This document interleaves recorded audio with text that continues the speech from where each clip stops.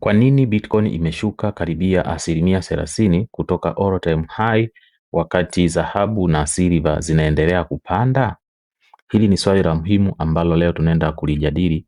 Huyu ni Bull Theory ambayo ni miongoni mwa crypto influencer wakubwa sana, wachambuzi wa soko la sarafu mtandao. Ameandika kitu kizuri sana, jinsi gani 2026 unaenda kuwa ni mwaka mzuri sana kwa watu wa sarafu mtandao. Sawa, kwamba ukiendelea hapa Zewe alivyoandika, hapa ameandika kwa lugha ya Kiingereza, lakini ili tuuelewe vizuri ni vema moja kwa moja nikaongea kwa lugha ya Kiswahili tukiwa tunaendelea kuangalia kitu gani kimeandikwa hapa. Huu ni uchambuzi ambao ni muhimu sana, ambao tunatakiwa tufuatilie na tujiandae ni jinsi gani sisi watu wa sarafu mtandao tunatakiwa tuwe tunafuatilia taarifa mbali ya kwamba tuwe tunajipa confidence zaidi. Watu wengi wana hofu, wengine wanasema soko la sarafu la mtandao limekufa. Wengi ndo wako hivyo. Hata ukiangalia kwenye magrupu ya WhatsApp, wengi wanasema soko la sarafu mtandao limekufa. Historia inajurudia kuwa vile vile, huwa haifutiki historia yake, kwamba soko la sarafu mtandao likiwa katika mazingira mabaya, basi kila mtu huwa anaanza kukata tamaa na kusema soko la sarafu mtandao limekufa. Lakini je, historia inatuambia nini? Leo linaonyesha kwa nini hii sio ishara ya bear market, bali ni dalili ya kile kinachokucha. Sawa, kwamba ilitangulia dhahabu na silver ziko kufanya vizuri, kwa maana yake wazee sasa hivi wazee wapo kufurahia zaidi kwenye uwekezaji wa mambo ya silver na dhahabu. Okay. Sasa somo letu la leo liko na sehemu 10 ambazo ndo za muhimu zaidi kuzifuatilia, ndugu mtazamaji. Ziko na sehemu kubwa 10. Sehemu ya kwanza, sababu halisi. Sehemu ya kwanza tuanze na sababu halisi. Jibu ni rahisi, lakini watu wengi hawalijui. Gold na silver huwa zinafika kileleni kwanza, kisha Bitcoin huanza kufuata, manake inaanza kupanda tena. Hapo ndo tunaangalia historia. Sasa hivi manake dhahabu na silver zipo kufanya vizuri. Kwa hiyo kuna mambo mazuri ambayo yanakuja upande wa Bitcoin hata na sarafu mtandao zingine. Na hii sio nadharia, hii ni historia halisi ya soko. Kwa hiyo hapo tunaangalia historia halisi ya soko. Pia katika somo letu la leo tutaangalia sehemu ya pili, ya tatu, ya 4, ya 5, ya 6 mpaka ya 10.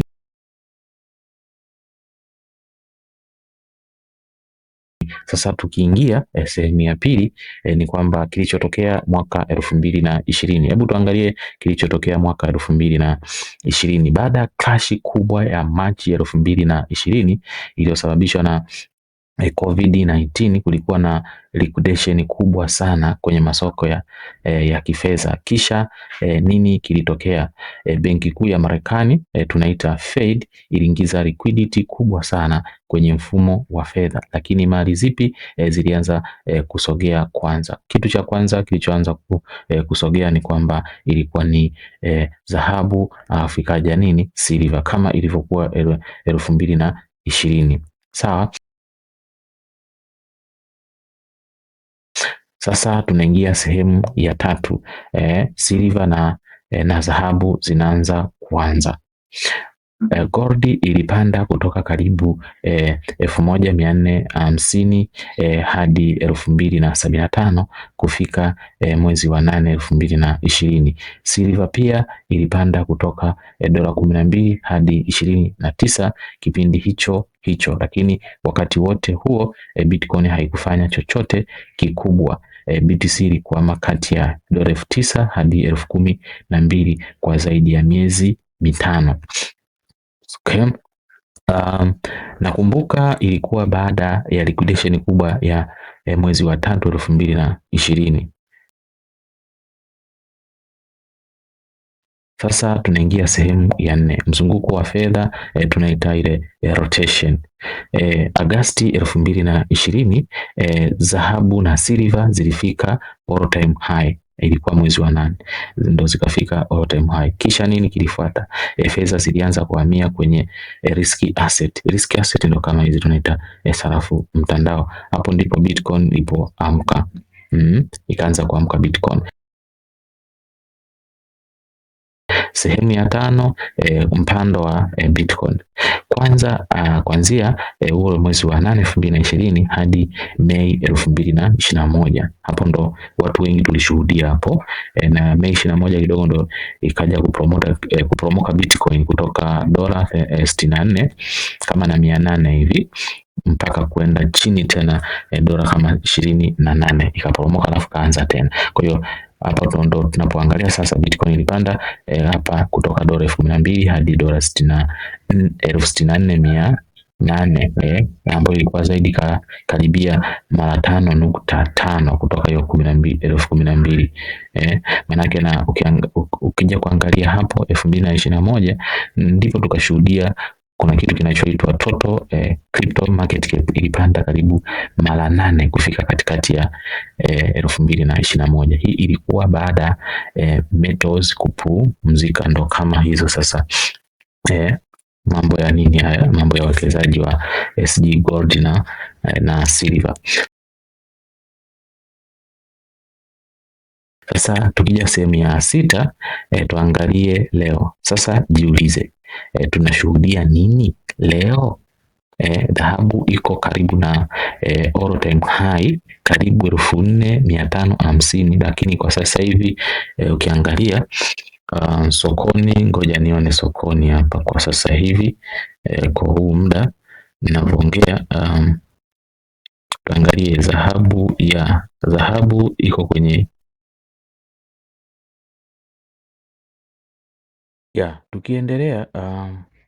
tukiendelea sehemu ya 7, ni kwamba Bitcoin kwa sasa tunaita iko kwenye sideway fulani, umeona haina movement kubwa. Kwa mfano leo, siku ya leo ya tarehe 29 ya mwezi wa 12, siku ya mwisho kabisa, hii siku ya mwisho kama zimebaki siku 2 kumaliza mwaka 2025, tunashuhudia kidogo Bitcoin imetrade karibia dola 90,000, sawa.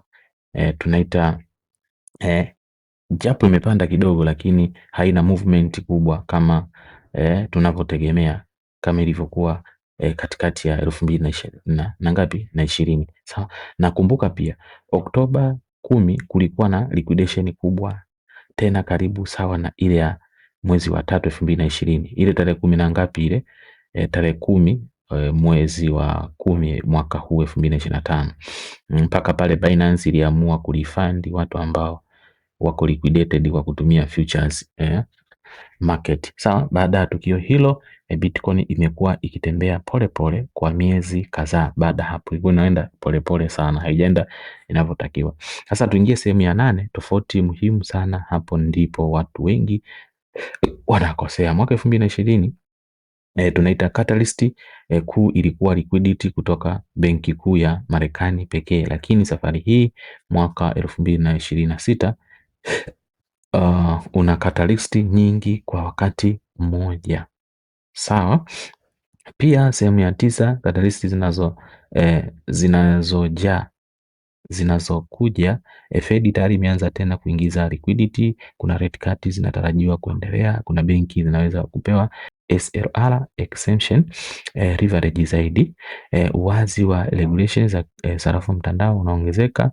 Serikali ya Trump inapanga dividend checklist, spot crypto ETF zaidi zinakuja, hasa altcoin ETF. Okay? Kuna zingine tunaita asset managers wakubwa sasa hawana access rahisi ya sarafu mtandao. Pia kuna pro crypto Fed chair mpya anakuja na soko litamuwai. Sasa tukimalizia sehemu ya 10 kwamba hapa ndo tunaweza kusema kwamba tuhitimishe japo kwa kuongea kwa Kiswahili ni kwamba hitimisho la kimkakati last cycle ile ule mzunguko uliopita Bitcoin ilipanda kwa sababu ya liquidity pekee. Safari hii liquidity ukijumlisha structure vinakuja pamoja. Setup ni ile ile ya 2020 ndugu mtazamaji, lakini safari hii kuna manufaa zaidi, sawa. Ujumbe muhimu wa mwisho, dhahabu na silver huanza kwanza, sio ishara mbaya kwa watu wa sarafu mtandao.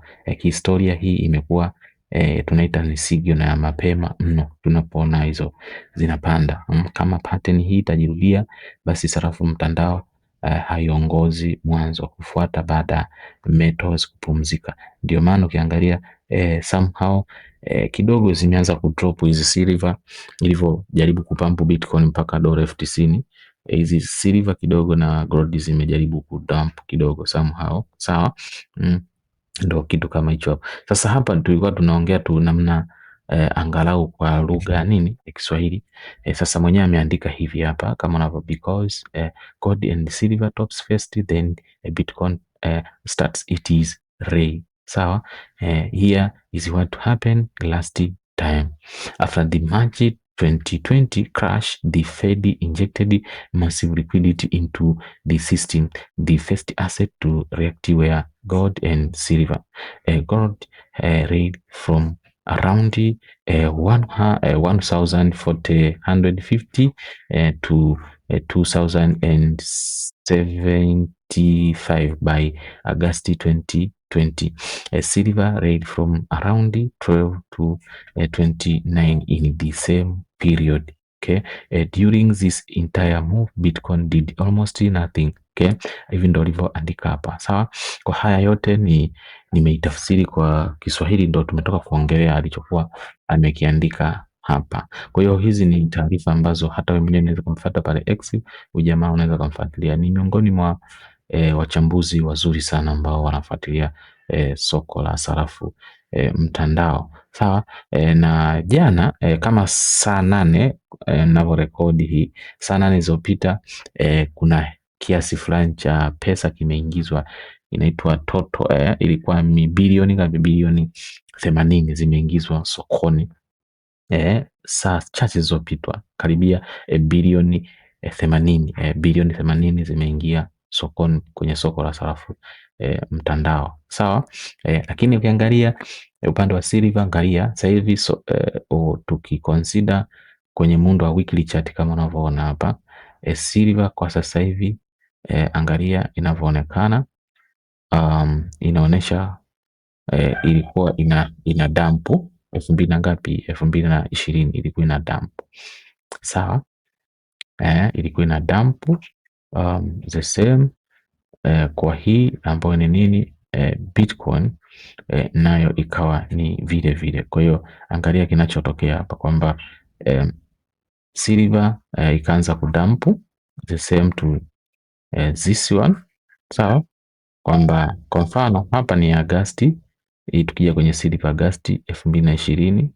Sawa, na hii hapa Agosti 2020. Cheki muonekano wa hapa ilikuwa ni nini hapa. Hapa ilikuwa ni upande wa upande wa Bitcoin. Hii ilikuwa ni upande wa Bitcoin, lakini ilikuwa ni upande wa silver, hapo upande wa dhahabu. Sawa. Hapa ilikuwa ni crypto total market. Angalia muundo huu. Sawa, kwa ndo kitu kama hicho hapo. Kwa hiyo naamini utakuwa unaelewa kwamba hizi zitakapoanza kudampu, basi tunaanza kutegemea soko la sarafu mtandao kwenda bullish zaidi. Sawa, ndo kitu kama hicho hapo. Agosti hapa ni kuonesha tu kwamba Agosti ikawa ina dump. Sawa, ikawa ina dump hii hapa nini, gold. Sawa, lakini soko la sarafu mtandao ndo likawa limeanza kupepea kama hapa Bitcoin, na ikaanza kupanda kama unavyoona. Kitu ambacho natakiwa kuzingatia huku mwishoni ni kama memes tu, ndugu mtazamaji. Hapa tunaita ni kama mimi utani kwamba je, unaweza ukasafirisha hizi silver kwa njia ya phone. Kwa hiyo mtu anajaribu kulinganisha silver na Bitcoin, kwamba Bitcoin ni rahisi kutumia simu mahali popote, lakini hii huwezi ukafanya hicho kitu. Okay, na mimi kuna kitu ambacho una kigaini hapo, hiyo ni utani huu. Lakini tukija kulinganisha tena kitu kingine hapa, Bitcoin weekly open ndo wiki hili ambalo ndo wiki la mwisho kwa upande wa 2025 na ni wiki tena la kwanza kwa upande wa 2026. Kwa hiyo ni wiki ambalo linachukua pande zote mbili, mwaka 2025 na mwaka 2026. Sawa, hii ni price ya Bitcoin, lakini hii ni price ya dhahabu. Bitcoin itaanza kufungua namna hiyo, kwa hiyo huenda tunategemea mpando wa haraka kama huu hapa, kama unavyoona mpando wa kasi, na hii ikiwa dhahabu ikiwa inashuka. The same to hapa Nasdaq, hapa ni Nasdaq imeanza kudrop. Silver nayo ina drop. Kwa hiyo hapa ni ulinganisho. Kwa hiyo manake gold, silver, Nasdaq zimeanza kufanyaje, kudump, lakini hii inaonyesha dalili ya kwanza kupanda zaidi. Na mimi tuishie hapo ndugu mtazamaji, lakini kitu cha msingi ilikuwa ni hali ya kujiandaa mapema. Mwaka 2026 unaweza kawa ni mwaka mzuri zaidi. Hii ilikuwa ni somo tu la jinsi ya kupeana taarifa, wala sio kwa ajili ya ushauri wa kibiashara. Inatakiwa na ufanye utafiti wako binafsi. Nikutakia siku njema, bye.